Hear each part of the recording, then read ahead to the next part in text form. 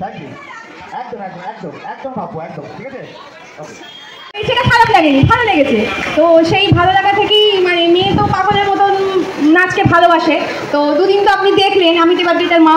তো আপনার কি মনে হয় যে একটা রিয়ালিটি শোতে যেতে গেলে একটা বাচ্চার কোন কোন দিকটা মানে তৈরি হলে তবে ওরা একটা অডিশনে গিয়ে যেতে পারে? একদম সবার আগে তো ম্যাম অসংখ্য ধন্যবাদ যে আমার কথাটা শুনে এত ভালো লাগলো যে আপনি আপনার নাচ দেখার জন্য লোন দিতে ভুলে যাচ্ছেন, রান্না করা হয়ে যাচ্ছে।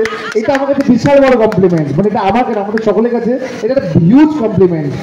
দিদি, আমি আপনাদের মতনই একটি মানুষ, খুব সাধারণ ঘরের মধ্যবিত্ত ফ্যামিলির মানুষ। তো আমাদের ছোঁয়া যায় না এরকম কোনো ব্যাপার না দিদি, আমরা নর্মাল, শুধু আমরা জায়গাটা জিওগ্রাফিক্যালি জায়গাটা হয়তো আলাদা জায়গায় থাকি সেই কারণে। আদারওয়াইজ আমি আপনাদের মতন একদম নর্মাল সাধারণ ঘরের মাটিতে বসে খাওয়া ছেলে। আমার কিন্তু ওরকম আমরা কেউ নই যে একদম ছোঁয়া যায় না কিছু।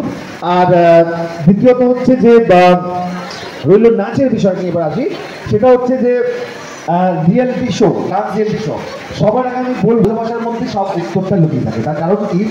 কারণ দেখবেন আপনি আপনার সন্তানকে ভালোবাসেন, এইটা কিন্তু কোনো গিভ অ্যান্ড টেক পলিসি নয় যে আমি আমার সন্তানকে ভালোবাসছি, সন্তান বড় হয়ে আমাকে দেখবে তাই জন্যই আমি ভালোবাসছি, তা তো নয়।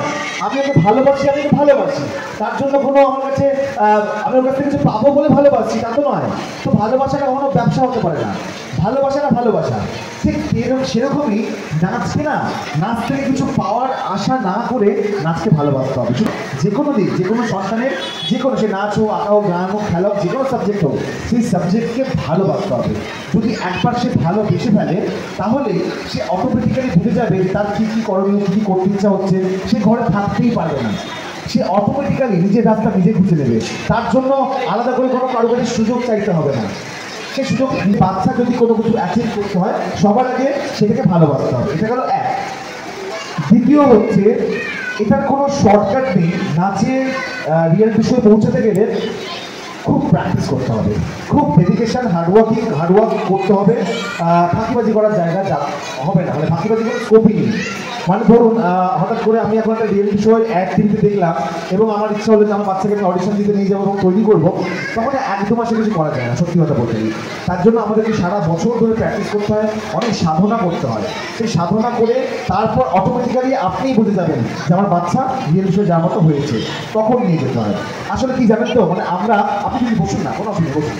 আসলে এটা সব পড়াশোনাকে খুব জোর দিই, এবার পড়াশোনা তো খুব ইম্পর্টেন্ট। এটা তো জাস্ট লাইক মনে করি কেউ ডক্টর হবে, তাকে আগে স্কুলিংয়ে 12 বছর পড়াই, তারপরে তার কলেজ থাকে, কলেজের পরে তারপরে তার 5 বছরের একটা ডক্টরি কলেজ থাকে, সেই কলেজের পরে তারপর তারা হায়ার স্টাডিজ থাকে, তারপর গিয়ে ডক্টর হয় বা ইঞ্জিনিয়ার হয়। তো এটা একটা লং প্রসেস, এখানে হয়তো প্রায় 20টা বছর বা তার বেশি, 20-22 বছর বেরিয়ে যায় একজন ডাক্তারকে ডাক্তার হওয়ার জন্য, একজন ইঞ্জিনিয়ারকে ইঞ্জিনিয়ার হওয়ার জন্য।